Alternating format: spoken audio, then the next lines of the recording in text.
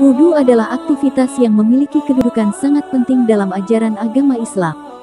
Sebab, wudhu menjadi syarat bagi muslim sebelum menunaikan sholat. Sholat sendiri adalah ibadah yang sangat mutlak dilakukan oleh hamba Allah Subhanahu wa Ta'ala.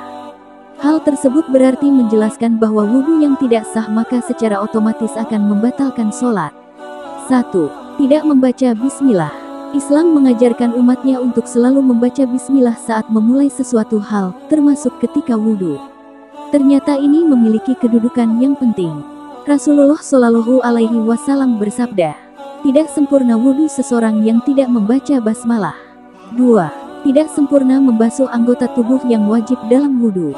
Tidak sempurna membasuh anggota tubuh yang wajib disiram air wudhu menjadi kesalahan yang harus dihindari karena dapat menyebabkan batalnya wudhu. Khalid bin Midan dari sebagian istri-istri Rasulullah Shallallahu Alaihi Wasallam meriwayatkan suatu hadis. Sesungguhnya Rasulullah Shallallahu Alaihi Wasallam melihat seorang laki-laki yang sholat sedangkan di punggung kakinya terdapat bagian mengilap karena tidak terbasuh oleh air wudhu seukuran uang dirham uang logam, maka Nabi menyuruhnya untuk mengulang wudhunya. 3. Membasuh anggota tubuh lebih dari jumlah yang ditentukan. Apabila tiba-tiba merasa khawatir atau ada yang kurang, sebaiknya jangan membasuhnya lagi, karena bisa jadi sikap was-was itu justru datangnya dari setan. 4. Boros air. Agama Islam juga mengajarkan umatnya untuk tidak berlebihan atau boros, termasuk dalam hal berwudu. Rasulullah Shallallahu Alaihi Wasallam bersabda, janganlah kalian boros dalam penggunaan air. Maka beliau saat berkata, apakah dalam masalah air ada pemborosan? Beliau bersabda, iya, walaupun kamu berada di sungai yang banyak airnya. 5. Menyebut nama Allah di dalam WC atau membawa benda yang mengandung lafadznya merupakan suatu hal yang makruh, maka sepantasnya bagi seorang muslim untuk menjauhinya. Berdasarkan riwayat dari Ibnu Umar radhiyallahu anhuma, beliau berkata, ada seorang lelaki yang berlalu sementara Rasulullah Shallallahu Alaihi Wasallam sedang kencing.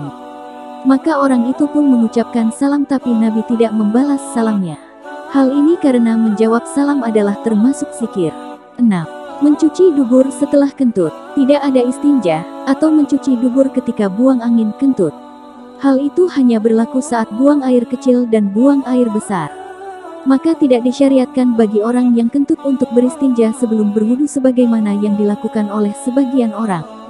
Imam Ahmad rahimahullah berkata, tidak terdapat dalam Alkitab, tidak pula dalam sunnah Rasulnya adanya istinja dalam kentut, yang ada hanyalah wudu. 7. Tertidur lalu tidak mengambil wudu lagi.